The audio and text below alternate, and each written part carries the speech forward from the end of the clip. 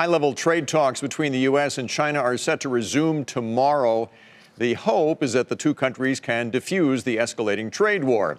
But the meetings begin just days after the Justice Department filed those charges against Chinese telecom company Huawei, a development we told you about yesterday.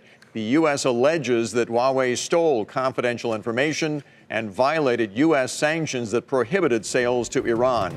And as Eunice Yoon reports, Beijing is not happy.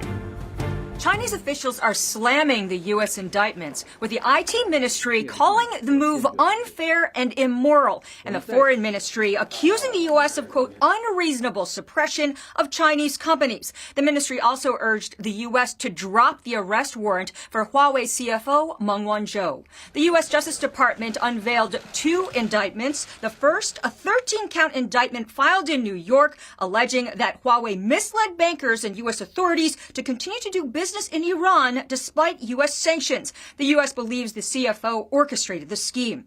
The second 10-count indictment charges two Huawei affiliates with attempting to steal robotics technology from U.S. carrier T-Mobile and says Huawei offered bonuses to employees who obtained confidential information from rival companies. Huawei issued a statement saying it's disappointed to learn of the charges. It denies that it or its subsidiary or affiliate have committed any of the asserted violations of U.S. law and is not aware of any wrongdoing of Ms. Meng.